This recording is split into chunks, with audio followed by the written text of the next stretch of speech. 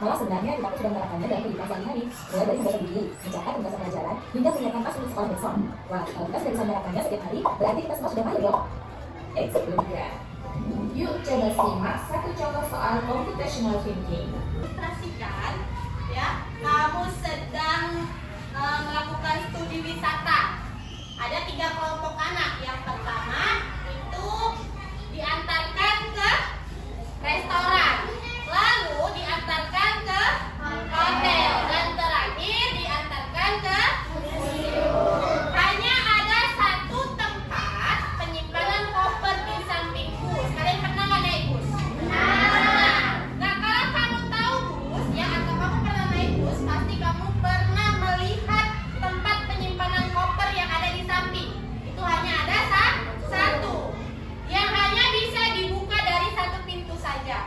Supir bus ingin mengatur koper-koper penumpang sehingga mudah dikeluarkan. Nah, bantu supir bus menentukan urutan memasukkan koper-koper itu ke dalam tempat penyimpanan. Ayo, kita berpikir dulu. Ya. Nah, pertanyaannya, koper kelompok anak yang mana yang dimasukkan terakhir? Yang pertama, A, anak yang ingin pergi ke museum. B, anak yang ingin pergi ke restoran. C, anak yang ingin pergi ke hotel. Atau D, yang manapun boleh. Mana yang jawab A? Oke, 3 orang. Yang jawab D, pergi ke restoran. Oke, yang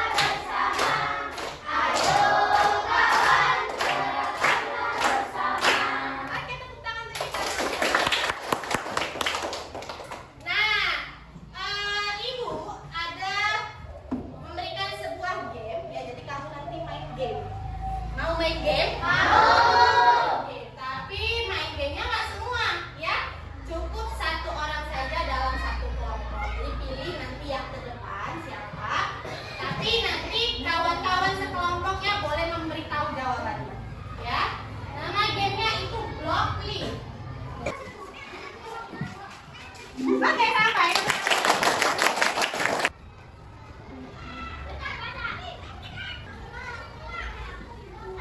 Oke, sampai.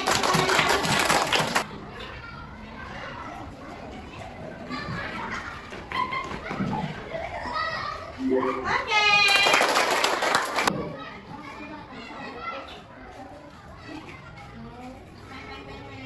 Oke. Terus. Hari ini ya kita akan Ibu akan menugaskan kamu setiap kelompok bawa alat bahannya, bawa gunting dan lem. Ini ada LKPD yang harus kamu selesaikan diskusi dengan teman sekelompokmu. Kemudian nanti dipresentasikan ke depan kelas. Paham? Paham. Ya. Hari ini kita akan menjadi agen rahasia. Wih, keren ya. Kamu akan menjadi agen rahasia yang bertugas membuat kelas menjadi tempat yang lebih nyaman dan teratur. Kita akan menggunakan 4 alat rahasia. Yang pertama dekomposisi, pengenalan pola, abstraksi, dan algoritma.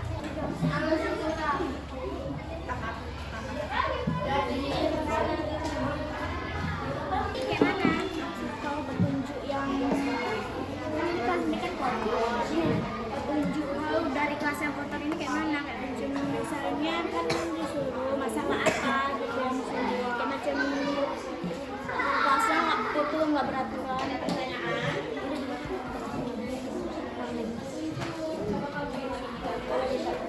Apa saja itu? Pisang yang tidak dibuat, yang tidak dibuang pada tempatnya. Sampah pisang. Kemudian apa lagi yang ada di sini? Apa? Iya. Jadi kamu temukan, kamu nih jadi.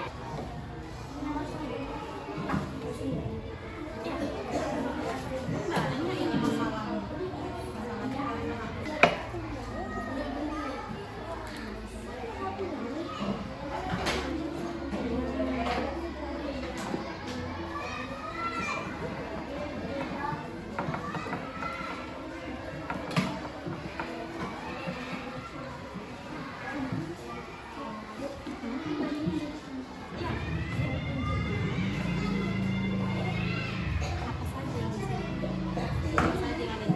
Masalahnya.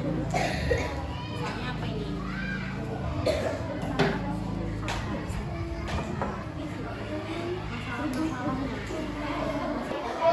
Sudah selesai? Oke, siap presentasi? Siap! Kita tepuk fokus dulu. Tepuk fokus. Melihat, mendengar, melihat, fokus. Kelompok 1, tepuk tangan. Assalamualaikum warahmatullahi wabarakatuh. Waalaikumsalam warahmatullahi wabarakatuh. Algoritma menurut kelompok 1. Langkah 1. Setiap siswa bertanggung jawab menata barang-barangnya sendiri setelah pelajaran selesai. Langkah kedua, anggota piket hari itu memastikan semua sampah masuk ke tempat sampah. Langkah 3, menyusun meja yang berserakan. Langkah 4, menyusun kursi yang berserakan. Langkah 5, menghapus papan tulis. Nah, mungkin ini kelas impian dari kelompok 1. Beda lagi nanti kelas impian dari kelompok 2, 3, dan 4. Nanti kita tampilkan ya. Oke, ada pertanyaan atau tanggapan untuk kelompok 1? Ya. Sudah, Mas? Ya. Oke, beri tepuk tangannya. Petunjuk 1.